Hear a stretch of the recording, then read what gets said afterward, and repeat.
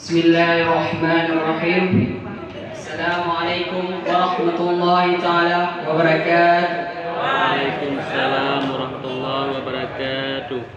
Innal hamdalillah nahmaduhu wa nasta'inuhu wa nastaghfiruhu wa na'udzu billahi min shururi anfusina wa min sayyiati a'malina. May yahdihillahu fala mudilla wa man yudlil fala hadiya lahu. أشهد أن لا إله إلا الله وحده لا شريك له وأشهد أن محمدا عبده ورسوله. فقال الله تعالى في القرآن الكريم: أعوذ بالله من الشيطان الرجيم. بسم الله الرحمن الرحيم. إنا أعطيناك الكوثر فصل لربك وانحر إن شانئك هو الأبتر. Sadaqallahul azim. Terima kasih kita ucapkan kepada MC muda tadi yang telah rela menyebut nama baik saya sehingga dipindahkan satu tema acara bagi saya, yaitu ilmumu adalah tiket menuju surga.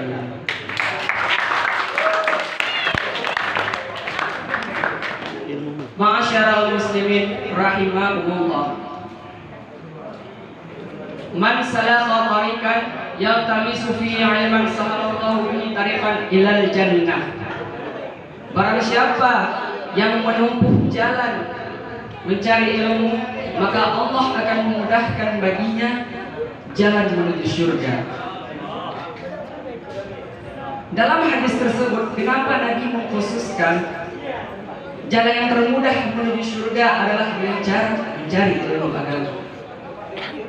Bukankah ada begitu banyak cara yang memudahkan kita untuk menuju surga ya Allah? Bukankah di setiap langkah kaki kita dalam menuju amal yang soleh adalah yang termasuk yang memudahkan kita menuju surga ya Allah?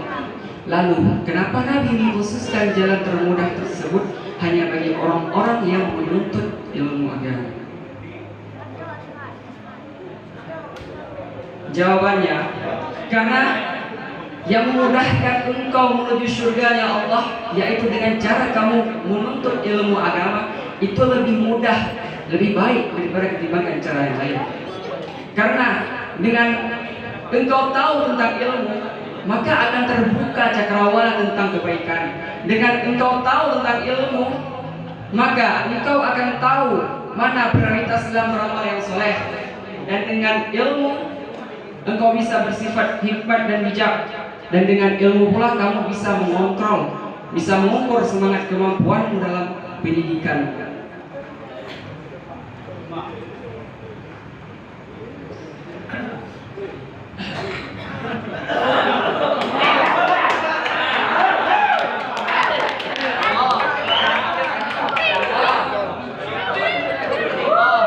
Allah pernah menyebutkan dalam ayatnya, ayat 56 surat Az-Zariyat, "Wa ma khalaqtul jinna wal insa illa liya'budun." Tidak kujadikan jin dan manusia melainkan menyembahku. Jadi jikalau engkau bertanya kepada dirimu masing-masing di sini, untuk apa saya lahir di atas permukaan bumi ini? Untuk apa saya hidup di atas dunia ini? Maka jawabannya tak lain ialah illa liya'budun, beribadah kepada Allah. Apa itu ibadah? Segala perkataan, perbuatan yang dicintai dan diridhai oleh Allah. Apa yang Allah perintahkan, kerjakan. Apa yang Allah halalkan, nikmati. Dan apa yang Allah larang, maka jauhilah. Hadirin yang berbahagia yang dirahmati oleh Allah, dalam setiap insan manusia Allah telah memberikan satu nikmat yang disebut dengan akal pikiran, yang mana nikmat tersebut Allah berikan kepada manusia agar mereka mampu berpikir secara rasional, agar mereka mampu mengontrol hawa nafsu mereka, agar mereka mampu memanipulasi dan berkreativitas serta bisa mengolah sumber daya alam yang telah Allah berikan kepada kita. Dan dengan akal pikiran pula lah yang telah membedakan kita insan manusia dengan seekor hewan. Maka dari itu, marilah sama-sama kita pergunakan akal pikiran kita tersebut ke jalan yang benar, jalan menuju surga ya Allah, yaitu dengan cara mencari ilmu agama.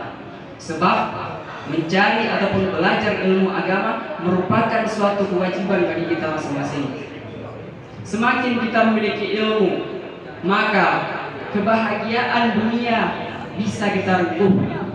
Begitu juga harapan kebahagiaan di akhirat bisa kita rasakan.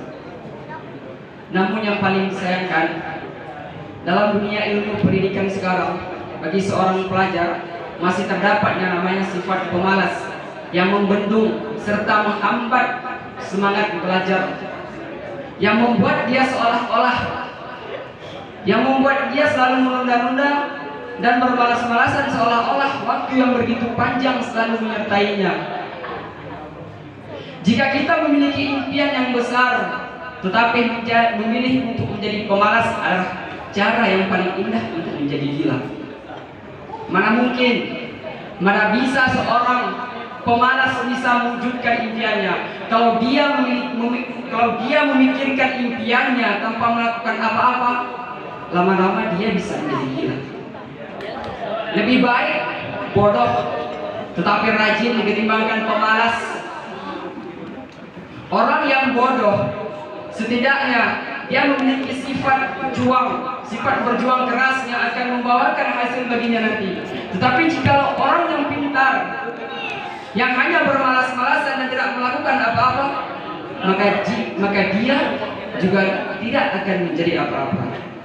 Buya Hamka pernah berkata, salah satu pergaulan yang paling terkejam dalam hidup adalah membiarkan pikiran yang cemerlang menjadi budak bagi tubuh yang malas, yang mendahulukan istirahat sebelum datangnya lelah. Jika engkau mengeluh karena merasakan kelelahan dalam menuntut ilmu, kita kembali lagi pada sejarah kisah para pakar ulama cahaya Islam yang telah berjuang menempuh mencari ilmu. Al-Imam Darul Hijrah, siapakah beliau? Imam Malik bin Anas Al-Maliki, guru daripada Imam Syafi'i Muhammad bin Idris Al-Maliki. Imam Malik adalah sosok penuntut ilmu yang rela mengorbankan segala hartanya, mengorbankan segala yang dimilikinya demi mensukseskan dalam menuntut ilmu. Beliau menjual segala peralatan yang ada di rumahnya guna untuk membiayai pendidikan beliau. Kehabisan apa lagi yang harus untuk dijual? Akhirnya satu-satunya yang mungkin untuk dijual adalah atap rumah beliau.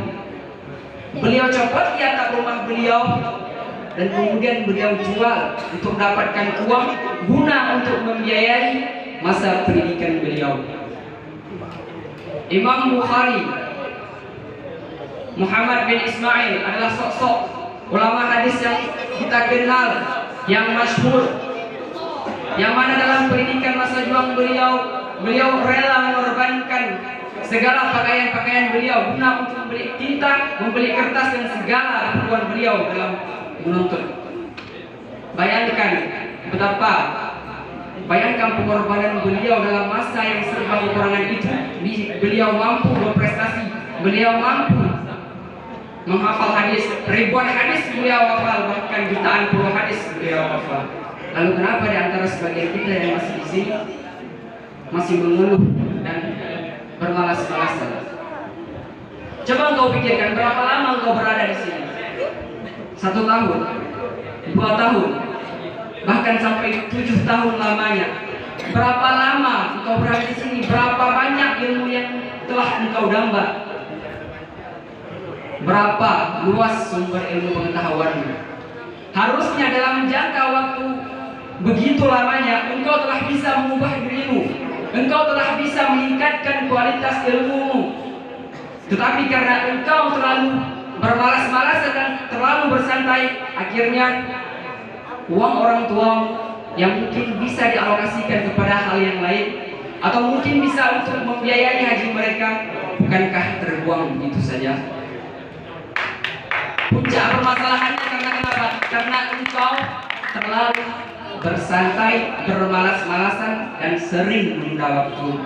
Ingat, menunda bukan cuma akan membuang uang dan kesempatan, tetapi dengan menunda kesempatan engkau menunda takdir keberhasilanmu. Jikalau engkau kamu menganggap itu suatu hal yang penting, maka kamu akan mencari cara untuk mengerjakannya. Tapi jikalau itu suatu hal yang tidak penting, maka kamu akan mencari ribuan alasan untuk tidak mengerjakannya.